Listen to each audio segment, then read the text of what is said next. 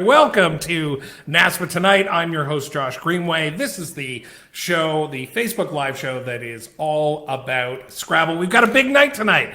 We are going to learn the location of the 2020 NASC. We've got lots of special guests. We have Art Moore coming on to do the location reveal. We have a full in-depth interview with Will Anderson that is going to follow our discussion of the 2020 NASC. But first, I've got a few things to tell you about. We're going to go through these quickly, and then we will get to Art. So the first thing I want to say is thanks very much for joining. This is always a highly watched show in real time, and I appreciate you joining to learn the location. The long-awaited announcement of the 2020 NASC. But before the NASC happens, actually coming up in a couple of weeks, we have Lake George coming up. We are currently up to 137 registered players. So Lake George is trucking right along. Kieran and I are working hard to bring people in. Registration is still open. So if you're interested in Lake George, if you like the reds, the yellow, the oranges of the fall colors, it's a beautiful tournament to go to. So please get in touch with us for that. Next up, we're going to talk about there was a tournament that happened this past weekend in Shediac. That was very exciting. I don't know if you followed it. There was actually some live coverage going on from Shediac. And we had in the finals, the NWL finals, we had a former co-host of this show, Jackson Smiley, face off against Matthew Tunnicliffe. Matthew ended up taking home, I think, $1,000 there. And then there was also a Collins final where Jim Brennan won Shediac Collins over Sue Tremblay. So that was kind of exciting this week. The other thing that I wanted to talk about this week, and I'll make this very quick, I'll probably announce this on Facebook coming up, is we're going to move where you watch this show live. So for a long time, we've done, 68 or something like that, 68 episodes, I think. Maybe it's 70. It's tough to keep track at that number. We've done all of those live direct to Facebook. And it's been great. We've had lots of people watch, and all that kind of stuff. I see that you guys are commenting. I will catch up on the comments in a minute, probably once we have Art on. So we've been going live to Facebook. We've done a lot of development to develop the audience on YouTube at the same time with doing different bits of content. This show, we put the pre-recorded show onto YouTube, which people generally have a little better viewing experience. When we look at the Facebook numbers, people are tuning in, then they're tuning they're tuning in for 30 seconds, a minute kind of thing. And I think that's part of the nature of Facebook is people don't watch things for very long on Facebook, where on YouTube, we're seeing people stick around for 10, 15 minutes. So what we're going to try is the live shows are going to be on YouTube, the promotion and everything telling you when the show is going to be, including like having a link that you can remind yourself when the show is and stuff like that. That will all come through Facebook, and then we'll probably put a link to the YouTube episode after it's live onto Facebook. So that's something to look for in the future. We've been doing this show every 2 weeks for the past couple of months now. With Lake George coming up, with the timing, the next live show will be 3 weeks from tonight after Lake George. So anyway, that's the business out of the way. Again, thanks everybody for joining. I want to bring in my first guest tonight. Let me just find what I'm looking for. Okay. We are going to bring in the director of the 2020 NASC, the one, the only, Art Moore. Art, how are you? Hello, I'm wonderful. How are you? I'm good. Thanks very much for joining us. Thanks for coming on to make this special announcement. This is going to be your fourth NASC, and please out there, I'm going to try to catch up with comments. Actually, Heidi raises a really good point. Sorry, Art, I'm just going to take care of some business here. Heidi says sometimes we're just trying to find the version our friends are watching so we can like comment together. When we're live on YouTube, that won't be a problem anymore, Heidi. Okay. Art, this is your fourth NASC. Do you feel like you're in a groove yet? I remember I ask you this question every year when I interview you at the NASC. Do you feel like you're putting your personal stamp on this event? How does it feel? You got some firm hands on the wheel now at this point with the NASC? Well, what's your feeling on that? Oh yeah, absolutely. This coming year is going to be even more of that. I started stretching my wings with Reno, and we've got some ideas in store. And yeah, it's going to be a little different. I'm very excited about it, but this is after doing it 3 times, I feel like okay, we can do something else. And I hear people saying also, and some of the stuff I can use, some of it I won't, but we have ideas, and it's going to be shaped a little differently. I'm looking forward to it, and I hope everyone else is as well. Yeah, absolutely. And I mean, just the fact that we definitely have more people watching this episode than other episodes, I think speaks to that. And people have been anticipating this announcement. I was going to ask you a little bit about the planning process, because obviously the last 2 years, the time has either shifted or it's taken a little bit longer. I was just wondering if you could talk generally about what the process is like and how much work it is to find a site, to do the contracting, to make sure that our needs are going to be met. Just give us a bit of an overview on that. The process this year was it was funneled down and made very precise, and I liked that. And we had quite a few sites reach out to us and say, hey, we want to give this a shot. We sent RFPs across the nation, and we had a lot of information to work through and discuss. And this was several weeks process, and it was very involved. And the team of me, John Chu, Judy Cole, Rich Baker, even Dallas Johnson, really going through all this and putting it all together. It was a lot of work. I'm very happy, very proud with my teammates here, and finished product should reflect that. Nice, and obviously, I mean, look, I think it's a hell of an impressive team as well. I mean, I generally get to go to NASC and be a bit of a dancing monkey doing social, coverage and fooling around with the broadcast and sometimes getting on screen and stuff like that.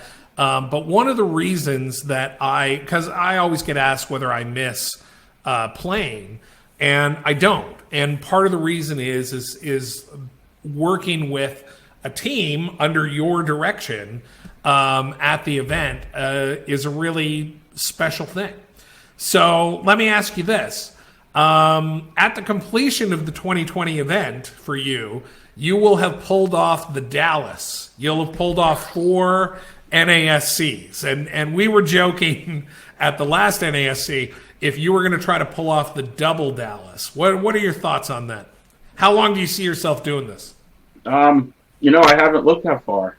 It's still a lot of fun, still a whole lot to learn, so much to do. So I have not given a moment's thought about I'm going to stop now, 2 more years, 3 more cycles. No, I'm really enjoying it. So unless I get pushed off the throne, I have no intentions of getting off of it. Okay. Well, that's good to know. Now, I want to. People may have seen this on Facebook already, but today I put out a video of what the reveal was like last time, and I want to remind people. I won't play the full video here, but I'm going to just give people a look at what was going on Uh-oh. And so that is what we're looking at there. I got the cameras mixed up. So you had a whole costume. No costume tonight. Is that right? No costume. This is, this time last year I was heading for a cruise, so I was in the mood. But no, it's a little stripped down here. It's Florida. It's hot as anything here, and I'm just taking it easy. So.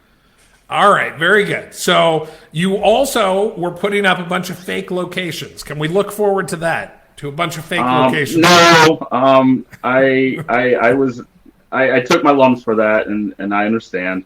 It seemed like a great idea at the time, but but no, I'm not going to do anything like that this year. That would be terrible. No, wouldn't it?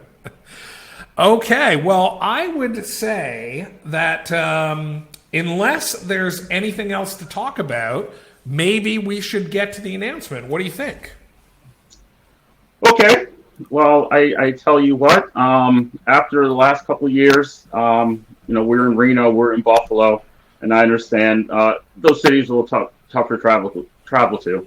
So yes. The committee was kind of tasked this year that let's find something a little easier for everyone to get to. That's a good idea. Yep. So, I don't want to repeat of people coming in Saturday morning. People come in Saturday afternoons. They couldn't get a flight. So we got a site somewhere that you can get to easily. Okay. And if you're ready for it, I'm ready to give it to you. All right, everybody. This is the big moment. Oh, look at this. We're going to get... We are going to Baltimore, Whoa! everyone. Baltimore. Baltimore. That's amazing. So it's Baltimore, August 1st through 5th. Is that right? Is that what I saw on your That is correct. Facebook event? Okay, well, if it's Baltimore, there's one person that I think of from Maryland who I think should join the conversation here. I want to introduce everybody to... Marlon? I want to introduce everybody to Cheryl Kagan. Cheryl, how are you? I'm so thrilled. Really glad to be here. Now, let me give a little bit of an introduction of Cheryl. Cheryl is a Democratic state senator from Maryland, Baltimore, obviously within Maryland. And I'm not going to go through, we've had other interviews where we've gone through your legislative agenda and record. We're not going to talk about that tonight. We're going to talk about the great state of Maryland and the great city of Baltimore. But also there's a reason that you're on this show. You managed to get involved in this process of city selection. So how did that come about, and what was that like? Well, first off, Art and I didn't even do any planning, but we both had a wardrobe thing. So he did the shirt, and I did the hat here. Very proud to bring the NASC to Maryland and to Charm City. There is so much to recommend it. I was in Reno, my T-shirt, and while I certainly didn't do very well there, I had a great time and was really excited about the idea of bringing it to Maryland. Fantastic. And my understanding is you worked with the team that was, tell us a little bit about working with the NASPA Championship Committee on the process of finding a location and stuff like that. Well, from Reno last year, when I heard that the selection had not yet been finalized, I called a couple of the economic development and outreach folks in Maryland and asked them how quickly they could come up with a letter of interest and a proposal. And they turned on a dime. They were very excited for the opportunity and came up with some really good proposals. And John Chu and Art and Dallas and Judy Cole, Chris Cree, everybody was very engaged in a lot of the details that are so important to making sure that NASC is going to be super successful next summer. Absolutely. That's fantastic. And so, Art, asking you on the championship committee, My understanding, and I could be wrong, is you guys were down the road in terms of negotiations, maybe at another location or another, spot, and then this opportunity came along, and I imagine it bested the competition. Can you talk a little bit about that sort of change in process, or maybe I've got that wrong? No, we were beginning the negotiation phase with another property. But when Cheryl brought up the idea in Reno that we can go to Baltimore, it had my attention fully. Gotcha. I think bringing it back east is a great idea. Baltimore is easy to get to. Those who can't, it's close enough for so many people to drive. And if you're flying, it's easy.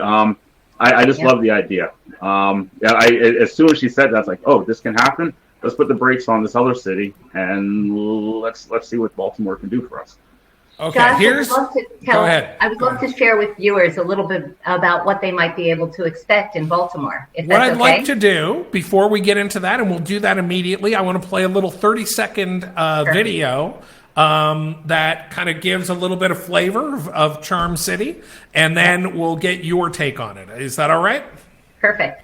Okay, here we go. Hold on to your hats, folks. This will be, I think, about a 30-second video.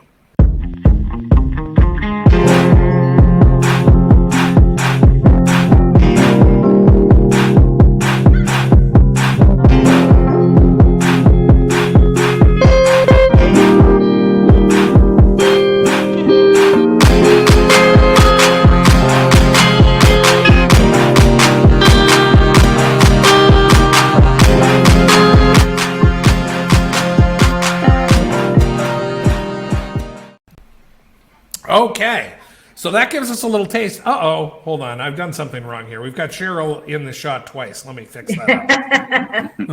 There we go. Much better. There we go. Much better.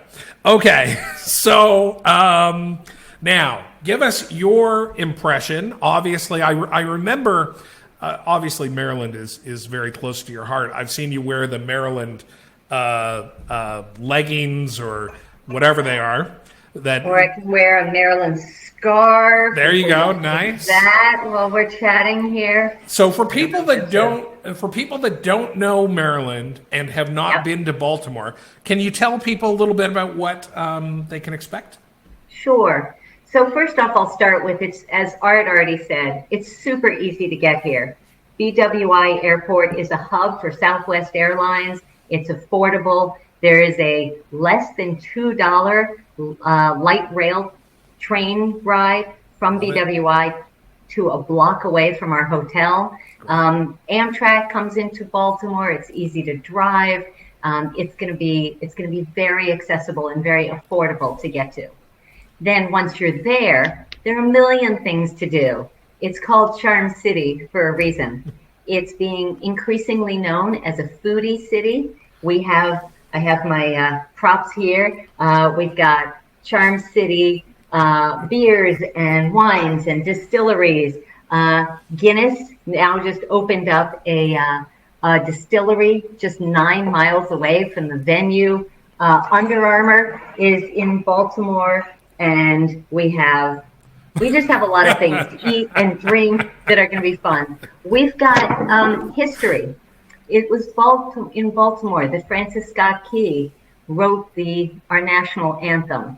We are the home of Harriet Tubman and of Frederick Douglass. We have so much to offer in terms of the arts and culture. The Visionary Arts Museum is nearby. We're 4 blocks from the Inner Harbor, the B&O Railroad. It's a city of neighborhoods, and there's just a ton of stuff to do. I will mention one more thing, which is that the Boston Red Sox are going to be in town during the NASC. And so there's even conversation about getting a block of tickets and a bunch of us going to Camden Yards and having a night out at the Baseball Diamond, which would be a lot of fun. Fantastic. And the Baseball Diamond is super close to where we'll be staying, right? Yep. Judy Cole also mentions the train station, if people want to take the rail there, is 1 mile away. So that's either a walk or a ride share to the hotel. Jonathan There's Lind also- asks, go ahead. Sorry, the National Aquarium, Port Discovery, which is an amazing children's museum. I already mentioned the Visionary Arts Museum, which is unlike any art museum you've ever seen in your life. Fells Point, the Science Center, the Maryland Zoo. There was so much to do. People should either come early or stay late. They should bring their family and prepare to really enjoy all that Maryland has to offer, including a night out with crabs and beer. Nice. I love it. So I want to run through some of that. You were on site doing a site check. So we're going to take a look at some pictures in a minute, but I just want to cover some viewer comments. Matthew Tunnicliffe wants to know, will that rye bottle be included in your goodie bag? Art, maybe that's a question for you. Matthew, I have to say that I put this label on and signed it myself. They have tours of Sagamore, and I suspect we could hook folks up for a private tour where you could label and sign your own bottle. Nice. John, there are a lot of very positive comments going on. Jonathan Lynn wants to know what the dates are again. Those are August 1st through 5th. Benjamin Bloom says, good choice. Emily James says, $350 flight from Calgary. I'm definitely going. Awesome. Portia says, home to the only Tier 1 orchestra with a female conductor. So there's another thing to look forward to. Maren Elsop is internationally known, and the Baltimore Symphony Orchestra at the Meyerhoff is just up the road, and we can see whether they're going to be performing. In the summer, they do a lot of free outdoor concerts and stuff, so we can see what sort of music might be available. So, Portia, I hope to see you in Baltimore. Fantastic. Benjamin Bloom says Annapolis is amazing. How far is Annapolis from Baltimore? Well, Annapolis is our state capital. That's where I work when the Senate is in session. I'd be happy to try to offer people a tour and stuff there if they'd like. It's probably 40 minutes, 40 minutes. So pretty close, but not exactly around the corner. And Janet Gray mentions a zoo, Baltimore Zoo. What can you tell me about that? Baltimore Zoo is great. Probably a quick cab ride or drive away. And it's beautiful setting, lots of greenery, great place to go take a picnic. Again, bring the family, bring kids, bring your whole family, and prepare to enjoy Baltimore. Fantastic. And Edward Gordon says, did you mention the aquarium? So again, another thing to do. And the aquarium is walking distance. The aquarium is just 4 blocks away, right by the Inner Harbor. Fantastic. And Judy Cole adds a world-class aquarium. Yes. So that's really good. Okay, so let's talk about what this means. With lots of things to do and things close by, Art, are you going to take advantage of Cheryl's local expertise and get some different things going that people can either sign up for or maybe have a guide to? Any plans along those lines to help people experience some of these great things to do? My wife Diane loves that kind of stuff, so we'll make a visit up there ahead of the event, and I'm sure she will line up plenty of options for attendees and their families. Beautiful. Okay, so let's talk about. Go ahead, Josh. Can I just weigh in? Yep. So I think as people register, I don't know if this is possible, Art, but if there's a comment section of anything that people are particularly interested in, because the Visit Baltimore crew. And I encourage you to go to baltimore.org to learn all about everything there is to see and do around Baltimore. But they're eager to try to accommodate us and for us to have just an A+ experience. So if you're interested in the arts, if you're interested in live theater, if you're interested in sports or history, we could probably arrange some special opportunities. And so we'll just have to work around the competition and take care of our guests. I'm very excited for Baltimore. I am very excited. Like I said, the moment you mentioned it in Reno, it's all I could think about. So, we could go to Baltimore. We could go to Baltimore. So, yeah, this is a great city for the event. Thank you, Cheryl, personally, and for the community. This is wonderful. Fantastic. So let's talk about the hotel. We're at the Radisson Inner Harbor. Is that what it's called? Radisson downtown Radisson. Inner Harbor. Oh, sounds like somebody's listening to the broadcast somewhere. So sorry, the event hotel is called, I think I have that information. Is the Radisson Downtown Inner Harbor. Okay, Radisson Downtown Inner Harbor. Now, Cheryl, you took some pictures and some video. Now, I am not going to, I just realized, I'm like, why are my numbers off here?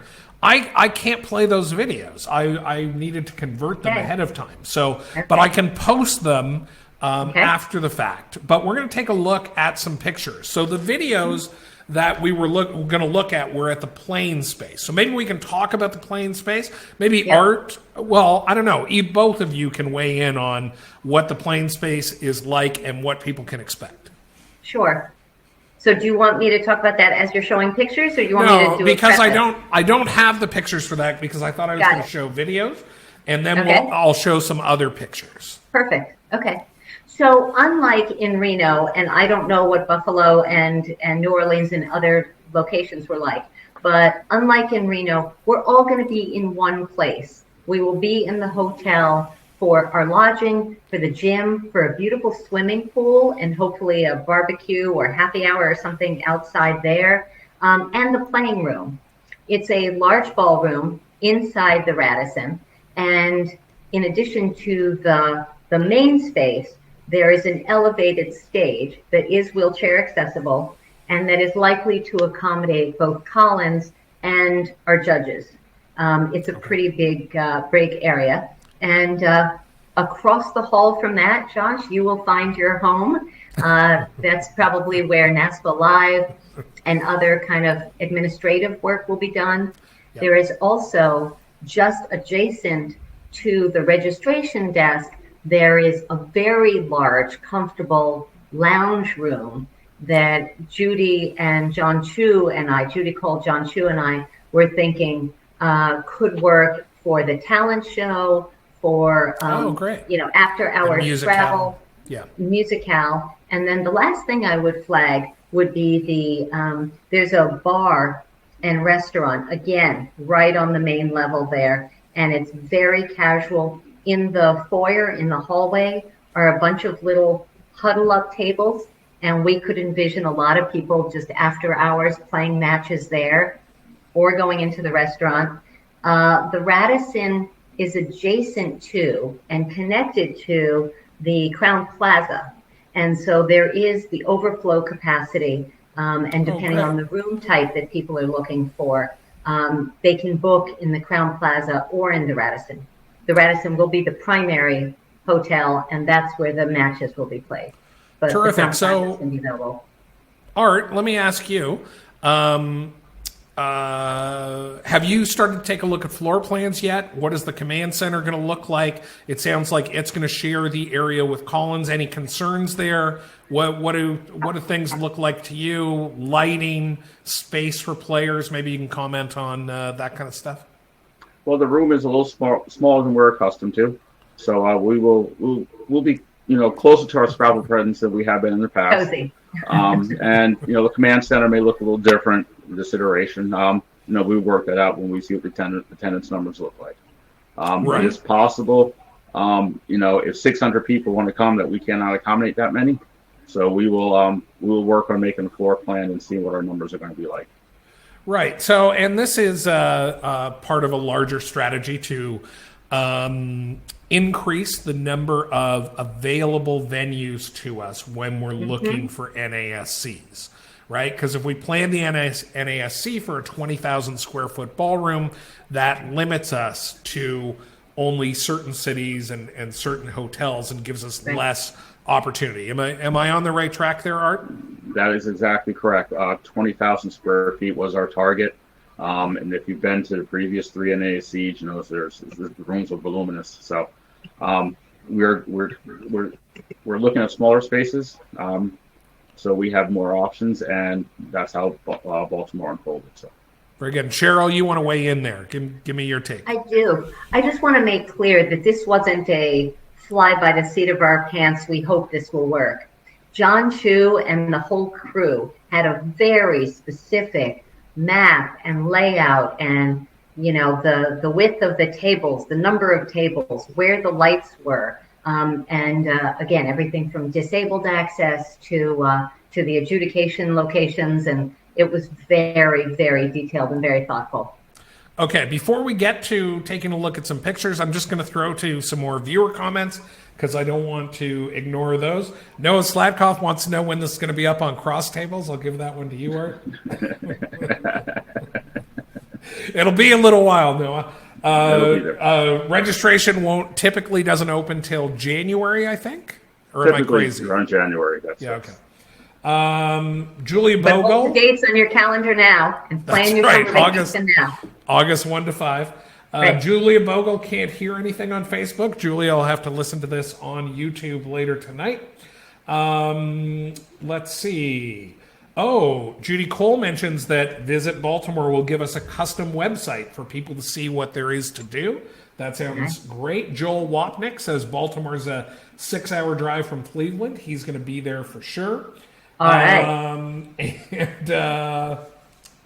let's see. Darren Francis says, this is one thing I love about playing Scrabble. It gives me a great excuse to explore a city that I might not otherwise endeavor to do. I spent 4 extra days in Reno last summer and loved it. We'll likely do the same thing in Baltimore. Fantastic. So I should do that one of these years, because typically my experience at NASCs, and maybe Art can attest to this, I don't know, I never get more than 2 blocks past the hotel venue. Right. Anyway, okay, let's take a look at some Go ahead, Art. You wanted to say something. Oh, so the day after we wrapped up things in Reno, Diane and I rented a car and took a drive around Lake Tahoe. Get out and explore the space. It was beautiful. Very good. So, and Joe Gatz says he's looking at a trip from Oklahoma City, $350. He's excited about that. Carol, yeah, I did skip your comment. Okay, let's go into. Actually, you know what? Let's address Carol's comment. This is a good point. I'm going to throw this to you, Cheryl, and am interested in your response. This is a surprise to you because Carol has brought this up in comments. She mentions that Baltimore, and I don't know what her citation is. I don't know if this is true. She says 3rd most dangerous city in the U.S. So Baltimore has had its challenges. We had the unrest a few years ago. Yes. We have a new mayor now. We're not going to be in the neighborhoods where the challenges were. We will be very close to the inner harbor, where tourists and safety are both, sort of intermarried. And I can't do any guarantees, but Baltimore is a thriving and beautiful city. And I encourage you, Carol, and anyone else who has those worries, please come to Baltimore. You'll have a great time. Fantastic. Okay. I'm glad. I don't like skipping over those kind of questions. Okay, I've been teasing 100%. It long enough. Let's take a look at some pictures. We're going to start with pictures of some of the guest rooms. And these are not pictures from their website. I don't know if you guys have been on hotel websites. The rooms are always professionally staged and everything, but this looks like a nice, roomy guest room. This is the King Suite, I think. This is it from another venue. And I'll just show the 2 Queen room here. And Cheryl, talk a little bit about the rooms, what your experience was when you checked them out. So these were my not professional photographs. And I also took a picture, I think, of the bathroom. They were very nice. There were bathtubs and showers. You could probably have your choice of either one. The view on one whole side, and I think I have some pictures of there. Beautiful view of the swimming pool and outdoor patio. Beautiful view of the downtown Baltimore vista. And the rooms are quite large and clean. It was the hotel was renovated last year, and they're all just really nicely done. And again, the gym, the swimming pool, the restaurant, everything looks pretty great, actually. And this is a view out of one of the room windows? Yep. All right. And then there's one of the swimming pool. That's what I had next. I took a selection of your pictures. I don't have all of the pictures. Oh, this is oriented the wrong way. I apologize. But it was such a nice overhead picture of this pool and lounge area, and there seems to be something, I guess, over top in case it rains or something. I don't know what there that is. There's a wet bar in the back of that. There's kind of a reception area, and John Chu and Judy Cole were having some conversations. I think it would be very fun to have one evening kind of out there and have all of us together just socializing. Fantastic. Obviously, the hotel has some amenities. It's got a full gym. It has, what am I looking at here? This is the restaurant that you were talking about, I think, right? Yeah. Or this is the low bar? I don't know what that meant. Yeah. So that's there are small tables that are going to be perfect for informal Scrabble matches while sharing a beer or a burger or something. It's very open-ended, and that restaurant is what connects the Renaissance, the Radisson with the Crowne Plaza, and the restaurant bar area is right between them. There's also and I didn't snap a picture. There's also a kind of quick pickup snack bar thing that's adjacent as well. Lots of easy access to amenities. Fantastic. And the last picture I was going to show, that's the wrong mouse. The last picture I was going to show was just this picture that we're super close to Camden Yards, right? Indeed, we are. You mentioned if we take in a baseball game. So, listen, do you want to show the ballroom or the... No. No, we're going to have to listen. That's my issue. We're going to have to post. It's big and it's lovely, and it's disabled accessible, and it will accommodate hundreds of Scrabble players. And as Art said, we might be a little tight. It's not going to be uber roomy, but frankly, the tighter it is, that means the more Scrabble enthusiasts we have, and that means hopefully the bigger the money prizes. Right, for sure. I'm going to read out a few more comments, and then we're going to wrap up this part of the show. First of all, Mia Kang, love Mia. She says, Baltimore is awesome. I met my husband there. We have Edward Gordon, who says, great restaurant area east of Harbor Place. We have a few responses to the whole Carol response, talking about still safer than St. Louis, can't be any worse than Seattle or where I currently live, downtown Renton. Carol says, good to hear, thanks. We've got a few questions about rate. I'm not sure if we're prepared to announce the rate, but my understanding is that it's cheaper than previous NASCs. Art, can you give us anything there? I've literally got 3 people asking about this. Oh, the room rate, I would tell you, the room rate is $119 per night.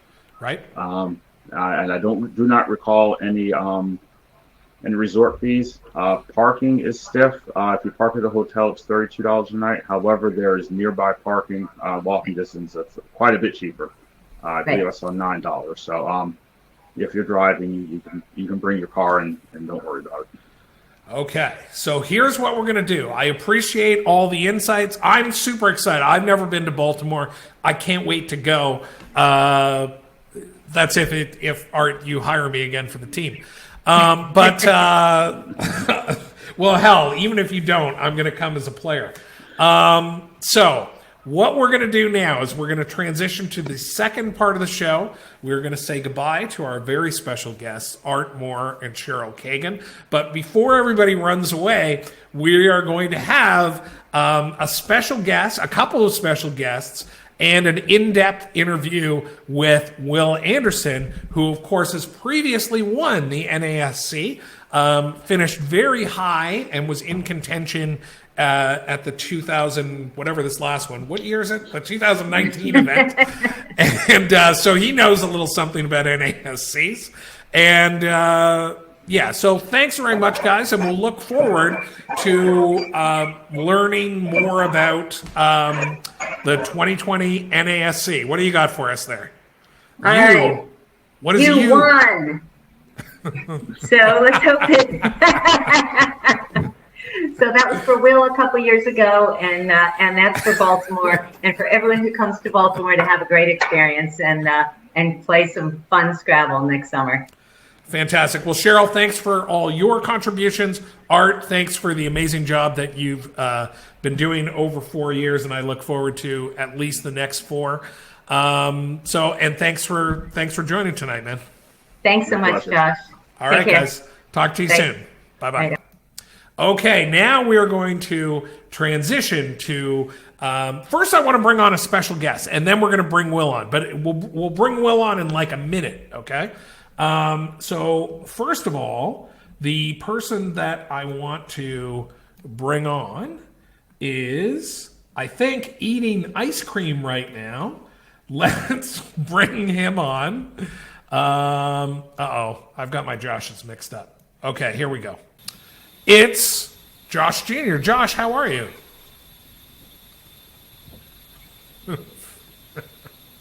Can you hear me? Josh Jr. Hey, Josh. Hey, man, how are you? I see you're luxuriating here on a, what day is it? On a Tuesday evening, eating ice cream. Are you wearing a bathrobe? Yeah. Yes, I am. I can't see you right now. I guess I have to go to the live feed. Can everybody hear me? I've been having some audio issues. Yeah, people should be able to hear you. Can people throw out there if they can hear Josh Jr.? That's looking good. So Jason Ubika has already submitted his vacation request. So Josh, before we bring Will on, and we're going to grill Will for a little bit, I feel like all of a sudden this is NASPA Tonight After Dark. Like I should lower the lights here on my side. Give me your reactions to the announcement that we're going to Charm City, to Baltimore, next year for NASC. Cool. I'll come. Yeah. No reactions other than that. Well, I think you sort of know why I don't have such a strong reaction, but I'm excited. Here's what I'm excited about, and actually, I think Art made a joke about this earlier in the show, is not only do we have Cheryl Kagan, who's obviously a local legislator there, but this is also Marlon Hill's hometown, and Julia Bogle just announced here in the comments that she just spoke with Marlon, and it is in his backyard. Therefore, he's going to be there. Now, I don't know the last time Marlon played in an NASC, but I'm super excited about that for a couple of reasons. One, it's always fun to hang out with Marlon Hill, and number two, I've got a lot of great video that's been sitting on the shelf that now I'm going to have to do something with. Any thoughts on Marlon? Yeah, I look forward to seeing Marlon in his hometown. Here's what we're going to do. We're going to bring in the man of the hour, the gentleman who we are going to do an in-depth interview with. And we've got another special guest who's going to come on partway through. But this is how we're going to start things out. This gentleman has been a longtime supporter of NASPA Tonight. Who might it be? He has been a guest many times, and he is a former North American Scrabble champion. I want everyone to say hello to Will Anderson. Will, how are you? Cheers. I'm great, guys. Thanks for having me. What an exciting episode. Finally, it's going to have some good content, but, for those that have been patient through all the, minutia, these little details that don't really matter, buckle up. Here's the fun part, baby. That's right. Absolutely. The content begins now. Yep. Yes.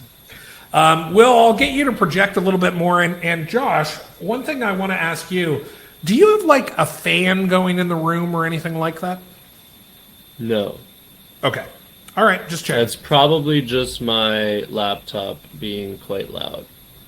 Okay. No worries. Do I have a Quackle sim going? No, okay, I don't. So, Will, number one, when I do these intros, obviously you're the winner of the, I can never remember the year, but I'm going to say 2016 NASC. Does that sound about right? Yeah, who cares? I don't know. It was one of those years. I think it was 17. It was 17. 17. Okay, so just 2 years ago. Yes. Right, that wait. makes sense. Well, 3 nationals is ago now. Okay. Because I won. I could have done my research. I tried to do my and then research. Actually, one of the things I always like to touch on is what people do outside of Scrabble. And so generally I go to LinkedIn to try to figure out what their day job is. I don't know, if you were going to predict how many Will Andersons are on LinkedIn, how many do you think? What's the number that you think Josh, it is? this is all sorts of weird. It's a but lot. carry on. And I know that there's some kind of famous musician named Will Anderson, and I feel sorry for him, basically. Okay, here's the point. There are 2,300 Will Andersons on LinkedIn. So trying to narrow you down, no matter what I did, didn't happen. So Well, tell us what you do should I rebrand for a myself? living, what you do when you're not playing Scrabble. Oh, well, I was just going to ask, maybe I should rebrand myself as something interesting, like Billy Bob Anderson. That could help me, stand out. What I do for a living, I work on, I'm an editor for college textbooks. Right. So that is my day job. It's the rare job of a high-rated Scrabble player that's not like math-related, seemingly. It's actually words-related. Which probably explains a lot about certain aspects of my game. But yeah, that's my day job. And as far as other stuff that I do outside of Scrabble, other word games, I guess. I love fantasy sports, all different sports to follow and play. Love to read. All right. Well, and you're famous. Sorry, you're famously known for your Boggle skills and getting in, playing tons of online Boggle and being like the best online Boggle player. You were on the throne, and then that leading you to Scrabble. I've seen you referred to as the best. I know you tend to be you'll demur a little bit there, but. That being an interesting angle into Scrabble. But before we get into that, I wanted to touch on one more thing, which was you're engaged to be married, I think. Is that true? That's true, yes. That is coming right around the corner. That's on November 17th, so it's coming up. My fiance is in the background doing a little work in the office, and we're very excited for that. I know that Josh Jr. is planning to attend, which we're very excited about. And, I would just invite anyone that watches NASPA Tonight. You're all invited to the wedding. Just shoot me a message. And if you're a friend of the show, you're a friend of ours. So just come crash. We love you Careful all. what you wish for, No, that's, Billy Bob. that's a joke. Please. Just wait for your invitation. Respect his privacy, please. Yeah, just respect. Absolutely. Something I just noticed is Yes. fiance is just one letter off of Beyonce. So Interesting thing. observation. Yeah, we'll have to mull that one over. Now, we have not had Allison on the show before. That's one of my personal goals. So I wanted to at least show a picture of Allison. This was taken at the July 4 tournament, and I thought this was delightful that she came by while you were playing to do some work and stuff. So here she is on one of these oversized chairs with her green laptop, and Very focused. and then of course the much cuter smiling There we picture. go. Yes, absolutely. So I wanted to show that transition. Oh, she's gonna love that. oh my goodness. Beautiful. So anyway, hello to Allison, and please let me know if you plan to issue any Scrabble media credentials to your wedding. Oh, Now, in the meantime, let's get into some more straightforward questions. I wanted to get that personal kind of background out of the way. Josh, do you want to kick us off with anything? What do you think is a good question for Will? Oh, brother. Will, can you tell me what your secret is? My secret. That's a good question. There is no secret to Scrabble. I just put in a lot of hours, and I am, I consider myself to be a champion of the people. I'm not particularly that smart. I'm not a genius. I'm just a man who's worked hard and played a lot of word games. That's actually somewhat an accurate way that I view myself. So I don't know. Maybe I can try to think of a good secret to reveal. I do have a fun secret, which is that after the Alchemist Cup, I made a secret blog where I posted all my Alchemist Cup games, which that could be a NASPA Tonight exclusive. If you go to the live journal of W.R. Anderson 1, you will see a secret blog that I have been maintaining for over a year that has all my Alchemist games, my Nationals year in review, all of my memories of playing the robot, throwing out the first pitch. So that is a cool secret that I can share. Wow. How about that? That's really For cool. NASPA And what Tonight. was it again? It was W. R. Anderson 1, which is my handle on a lot of different Come on, platforms. keep up, Josh Greenway. How about that? Look at that. Oh, Yeah, It's on the screen. Oh man. Enjoy this content. It's So, good see, stuff that was a over good there. question, Josh, Yeah. to kick us off. No, It's funny that he went in the direction of Scrabble when I wasn't referring necessarily Yeah, right. to Scrabble. So that's just very telling, and you make of it what you will. Exactly. So what I love about the answer there is that this covers the Alchemist Cup, which was obviously really important experience for a lot of people who attended.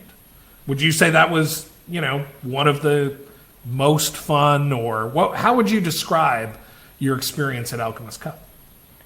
Yeah, that was a big one for me in a lot of ways. Just to, not to go too deep on it, but it was the most, in so many ways, it was just the most superlative tournament I've been to. The most games, best field that you could ever hope, longest distance that I've traveled from home, longest time that I've been out of the country, all of that stuff. It was really a special tournament, and just the team element of it was really a great change from the norm, where we're all kind of lone wolves fighting for our placement in the standings. It was really fun to be a part of a team. So all of it was just awesome. I would love to go back next year. It's looking like I have a good shot based on the qualifications. So just Josh, hoping to... I know you only allowed me one question. No, but, we're going to go back and forth, but go ahead. Will, are you ready to get your butt kicked next year at Alchemist? Well, it's my hope that By Canada. by that time I will have learned how to handle people doing setups on me. So that's my number one goal, is to learn the rest of Collins, and then to basically learn how to deal with when my opponent makes setups on me. And that should basically take you out of the equation pretty solid once I get that skill down. And then I'll pretty much be set. So, no, I'm not particularly worried about that. But thank you for asking. I do appreciate it. One thing people can look forward to that I was thinking about today that I think we're going to do on YouTube is with YouTube Live, we can run pre-recorded material in a big loop all weekend. I was thinking of taking all 45 games from Alchemist and making a supercut, and then running it all weekend long, that people can tune in at any particular time, watch a game, watch a couple games, whatever. That sound like something? Yeah. Okay. That's pretty cool. I'm on there 4 times. Right. I played okay. I didn't play perfectly, but I was mostly happy. So that was 4 out of also pretty 45. fun.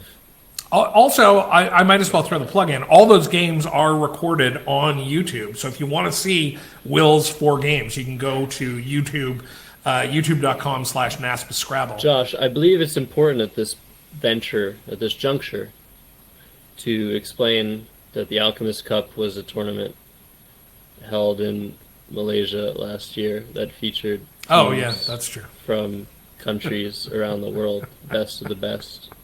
And Will attended that tournament. That's right. Does that Is that make that sense missing to background? mention? Right. I think Good point. our viewers Yes. would appreciate. Yeah, I think a bunch of people who that is a good point. Actually, if you agree with Josh Jr. there that you didn't know what Alchemist was, and that him cutting in there with a straightforward explanation of it was that good? Was that a good thing? Or There's did a you lot of already know what inside Alchemist things Cup was? that we don't realize are inside things. It's important to expand. Well, that's actually not that I'm trying to turn this into an interview about me, but that's one of the things that I'm looking at for NASPA Tonight. NASPA Tonight has always been an insider's look at Scrabble, and I don't really ever want it to lose that. But by switching, I don't know if you caught it at the beginning of the show, we're going to switch the live viewing experience from Facebook to YouTube. And one of the advantages of that is it's a more open structure, and we're more likely to reach people who are not already in our community. And so NASPA Tonight may have to change somewhat along those lines and provide more explanations like that, Josh. Will, how old are you, and what is your religious background? Wow. Well, first, I just want to add that I love that all the comments are going to be centralized on one video. I think that was said before. That's a great benefit to have everybody watching the same stream.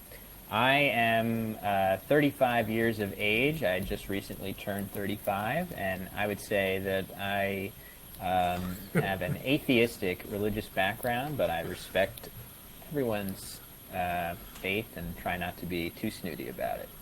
Fantastic. Now, here's what I want to do. I want to open up this discussion. We've got a big fan of Will's who's waiting to come on. But in order to bring him on, I wanted to show something to everyone first.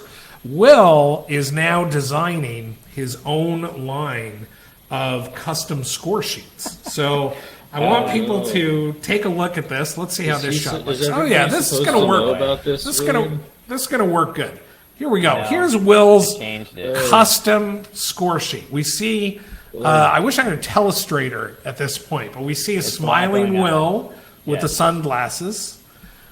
We see the thinker over there. So amazing. That's so epic. Oh my god. I've seen it before, but it's just come on. It works too. I haven't lost a game man. since I started using this thing, except when I've been bagged or when I played worse than my opponent. Those are the only times that I've lost using this new score sheet. So I win every time, 100% of the time. It works. Fantastic. Now, here's what I want to do. If you're interested in your own custom score sheet, hit Will up. He might help you out. Yeah. I want to bring in. We'll go. How are we going to do this? All right. I want to bring in a young man. I can leave.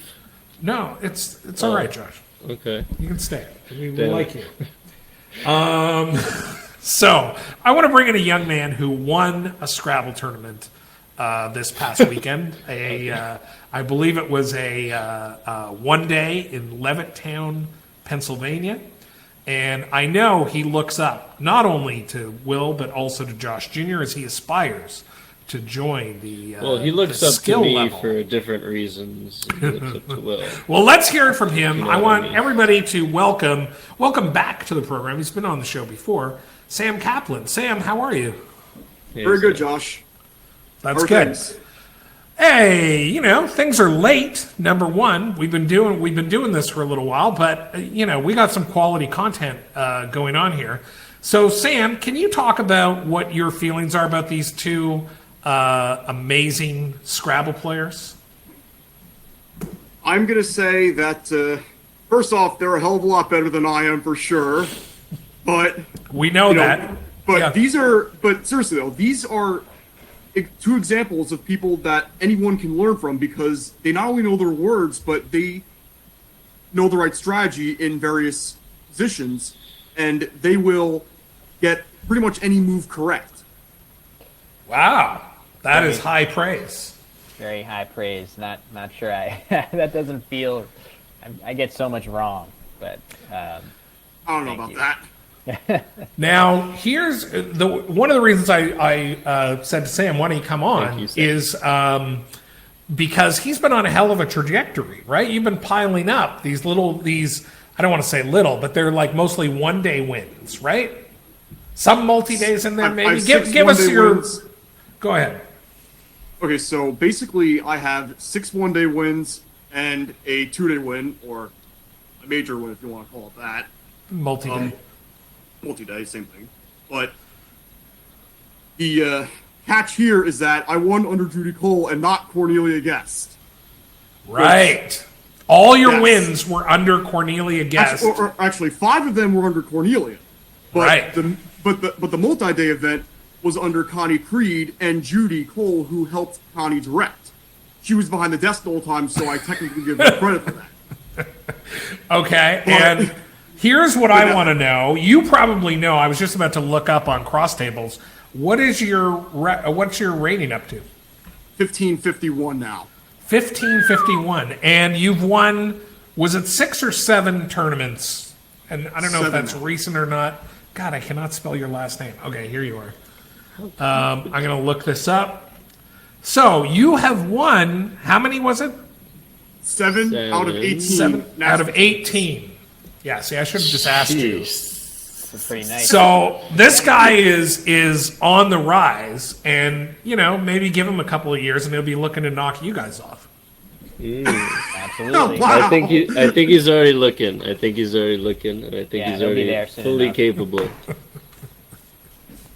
Give me a couple more years, and maybe I'll have a chance. I have no idea.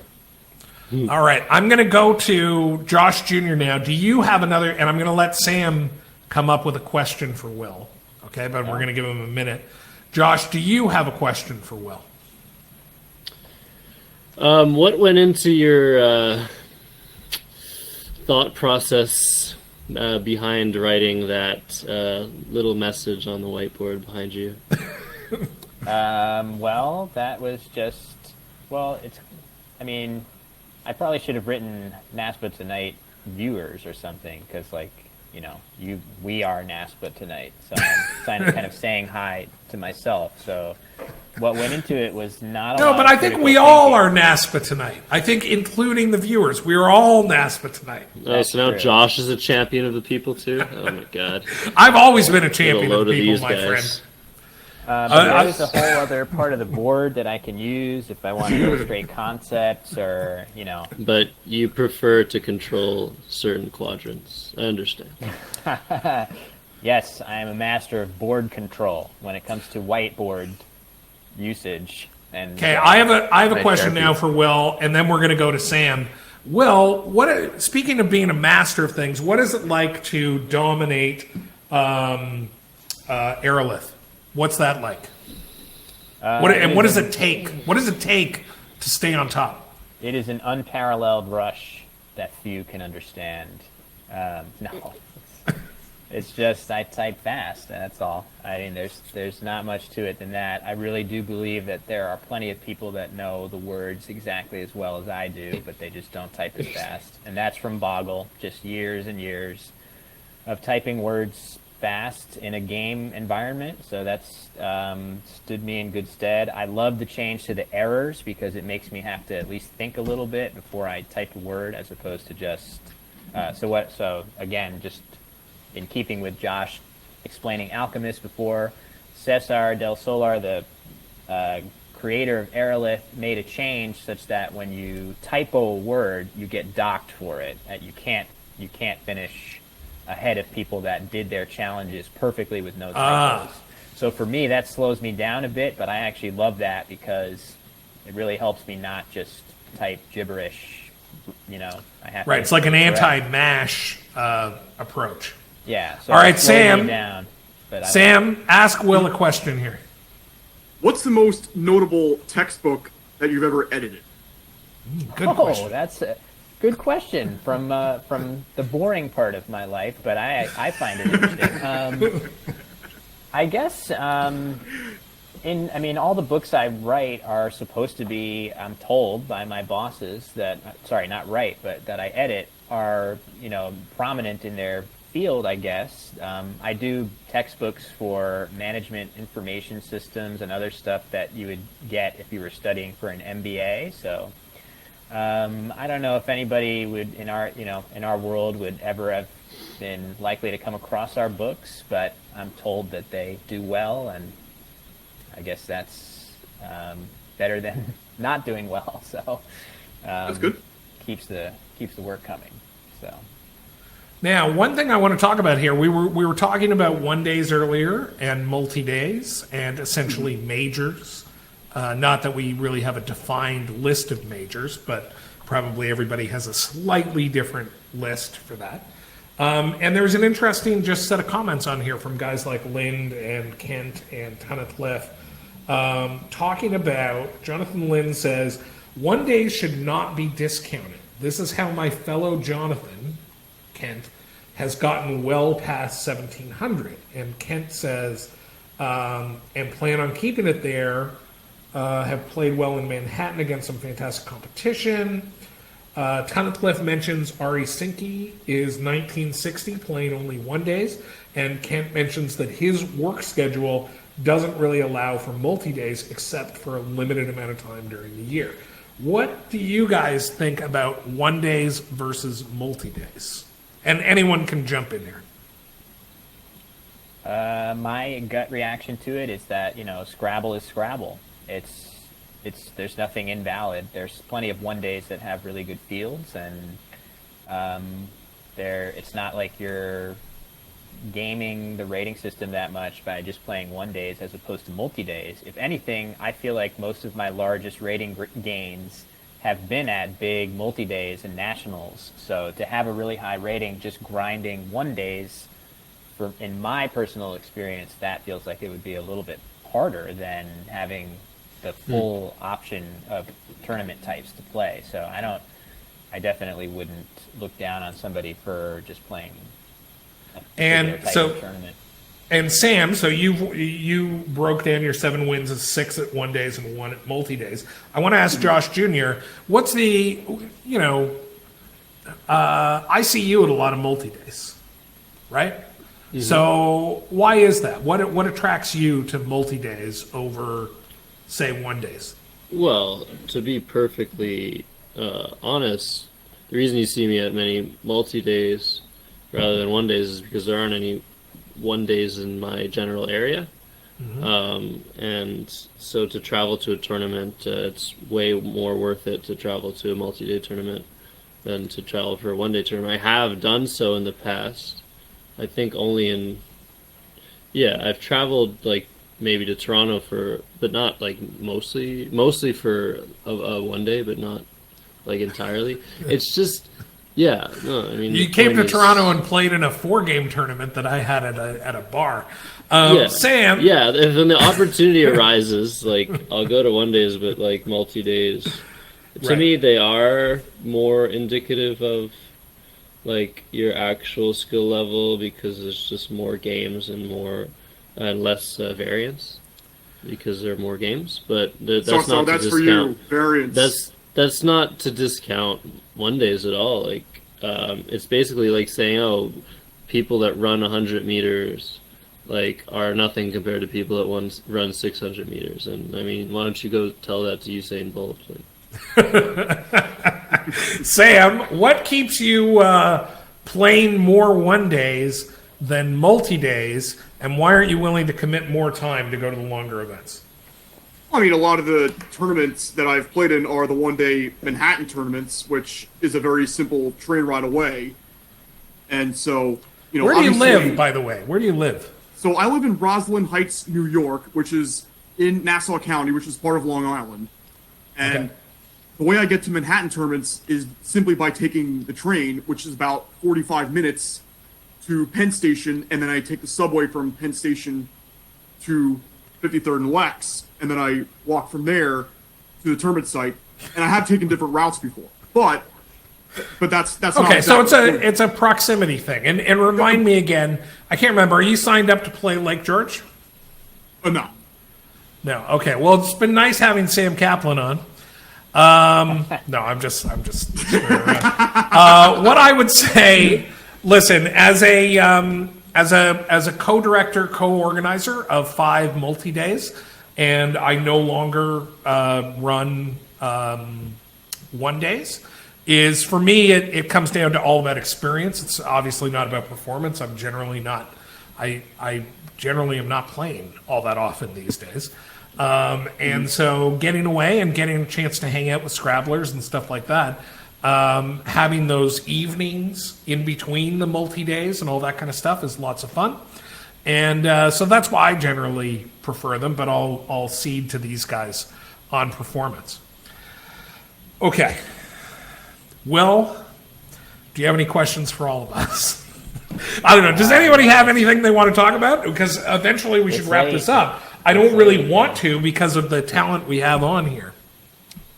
That's, let's see. I didn't get to give my take on the Nationals location. Oh, please. Yeah, that would be great. My take on it is that it's maybe an hour and 45 minutes drive from me, which is just phenomenal compared to all the other traveling that I've ever done for Nationals in the past. So it is, aside from Philly, it's probably the biggest city, the closest big city to where I live. So I'm thrilled for that location. So you think you'll be Home field attending? advantage. Yeah, I will be there for sure. What about the lovely Allison? She will be there, I'm sure, at least, even if she has work commitments, she'll be able to pop out for a weekend or something and then drive home. It's literally, it's just so close that she'll definitely be there for some portion of it, if not the whole thing. So. And I know NASC is a little bit away, but Will, can you commit now? What lexicon are you going to play?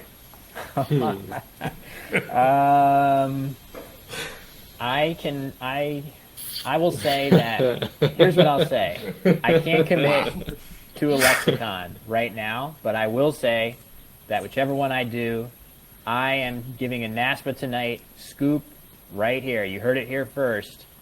I will be the winner of that division, whichever one it is. I'm calling my shot, Babe Ruth style, as all the greats would do. I'm saying it right now. You can put it in the books. I will be the winner of the division I play. So fantastic. Well, I think calling your shot would be saying I'm going to go 27-4. That would be calling your shot, I feel like. Well, you can hit a home run without hitting a grand slam 500 feet out of the stadium. I want to get to a few viewer comments here quickly. Well, hold on. Will, I have just one final question for you, Oh, Will. Oh, boy. Have you ever faced fake setups?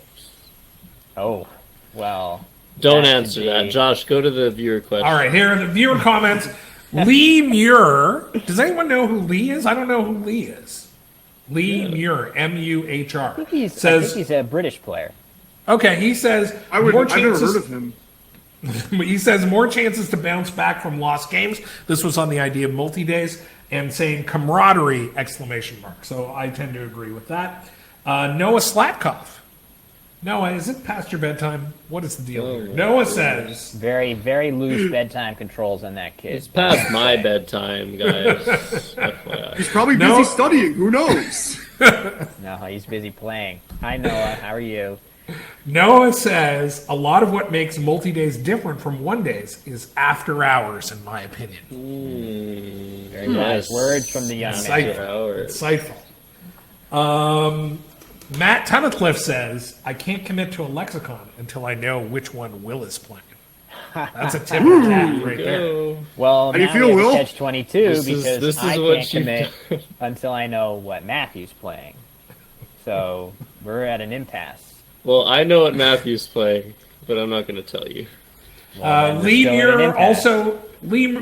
Muir says Arden Cup Chicago Burbs. I don't know what that means. Lee, are you Oh, from he's Chicago? saying that's where he's from. Sorry, no, I wrongly guessed that he was from somewhere else. Probably he's probably identifying where he's from. Oh, I think. see. Yeah, sorry. Okay, about I gotta that, check Lee. that. Oh man, I think. Yeah, we for some reason Facebook has cut off our broadcast on the NASPA page, but we're still live on the NASPA group and my page. Well, So let me just close that out. We did have a question. Will, can you describe your score sheet? Like, what makes it so special? What was the inspiration for that score sheet? Oh, And just the to show score it again. sheet, the inspiration was that I've been using a blank sheet of paper for 10 years since I started playing. What I would do for my score sheet is I get a blank piece of paper, I write the alphabet, and then I do my score sheet. And I wanted a score sheet that was going to be a little bit easier for me to just have my tracking stuff all set up.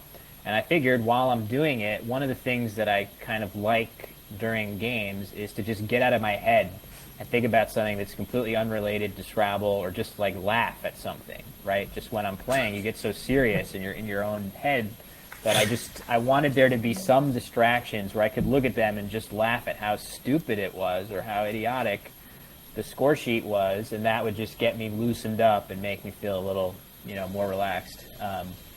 And obviously, part of my job is I do the layout on textbooks, so I can just make it look exactly how I want using that software.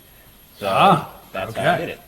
So, Well, there you go. So again, if you need a custom score sheet, hit this guy up. I Sam, can make one for you. Sam, what did you want to say?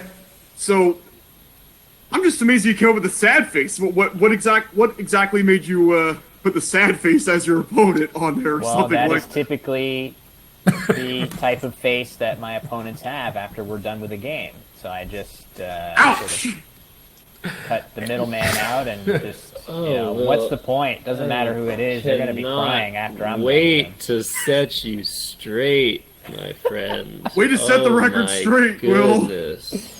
Setting the Savage. records. Just Guy. kidding. I'm just kidding. That's Set just it- for a laugh.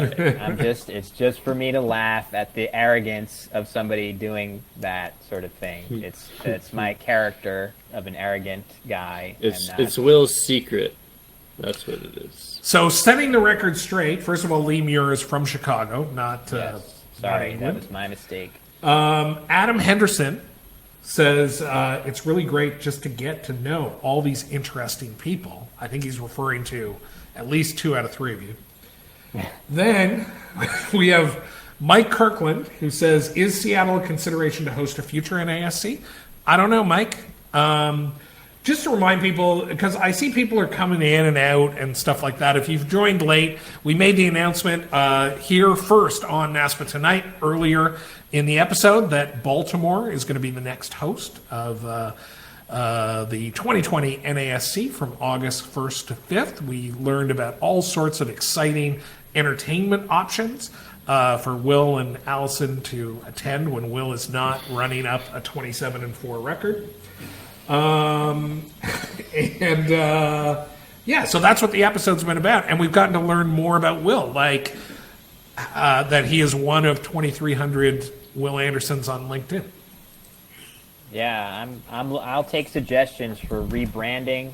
I'm not tied to being named Will Anderson. If anybody has a good suggestion, I will take you up on it. So feel free to let me know what you prefer I be named, and I'll take the best suggestion. By maybe 11 p.m. tonight, and I will legally change it. I've got a question. It's not necessarily a good question. It's a question that I want to know. Does everyone on this show right now have a LinkedIn account and a LinkedIn profile? No. I do. Oh, so they're okay. Of course, Kaplan, we've talked about your ongoing job search, right? We talked about that the last time. I don't mean to make it sound ongoing, but the big job search for the criminology job that you want, right? Or forensics, like Actually, I'm going for forensic science or chemistry related Yes. jobs at this point. right. Okay. And So here's the deal. So Will, you shook your head no. So that means that there are 2,301 Will Anderson. Or, That well, means no, your you're not on there. stocky search, Josh, was in vain. First of all, you're not stalking when you look up your friends on LinkedIn. For It's true. God's LinkedIn sakes. is professional. You're right. Sorry. And Josh Jr., why don't you have a LinkedIn? I probably do. Well, my follow-up question then is for Sam. Sam, does it mention anywhere on your LinkedIn your Scrabble Association, your 7 out of 18 tournaments won? Is there any reference to Scrabble somewhere in there?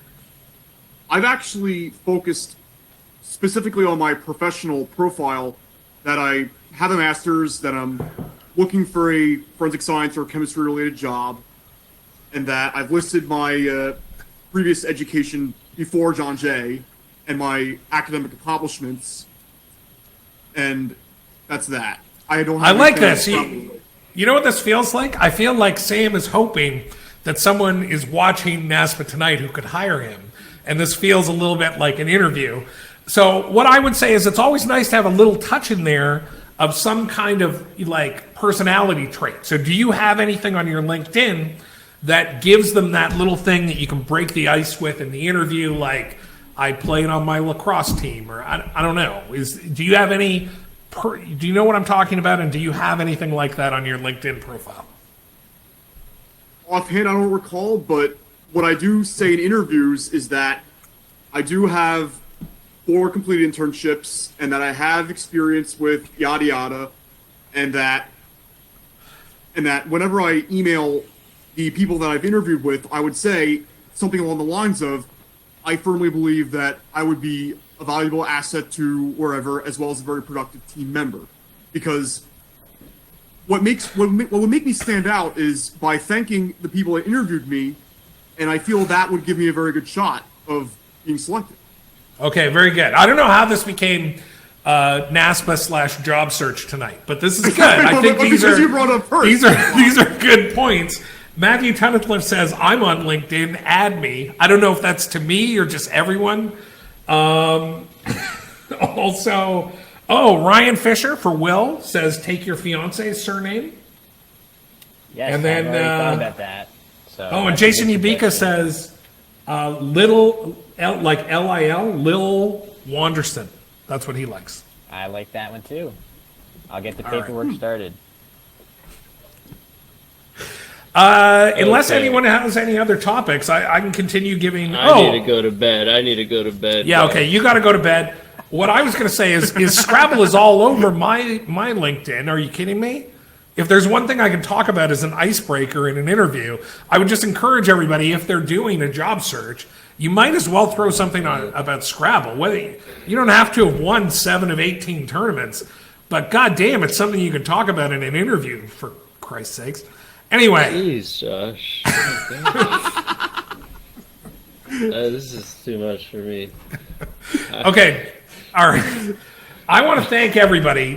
There's almost no one left watching, is what I would say, number one. There are just a few. I see Josephine, I see Julia, a few other people. But we've had a lot of people kind of come in and out tonight. If you're watching this on YouTube later, I'm sorry this is so long. But this has been a really fun episode, and I want to thank everybody for watching. Will, you're the man. We're going to take to the bank your prediction for NASC next year. We're also going to look forward to, I really hope that your match against Josh Jr. at Alchemist Cup 2020 is going to be broadcast. To the annotated games. This is actually, this is a good strategy, Josh Jr., is you should, like on shows like this, not that there are really any other shows like this, but you should really play up like, trolling people or trash talk, and then you'll be on stream more. Don't you think that could be a thing? Oh, we could get a good rivalry going, Josh, if you wanted to. Like a, Yeah, if I wanted to. I kind of. Or perhaps you two should face each other and like put up fists, kind of like a boxing match. That's right.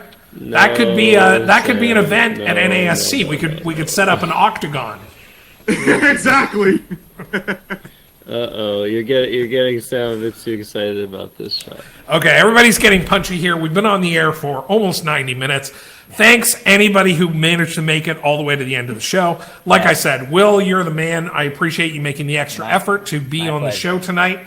Josh Jr., you're just effervescent as always.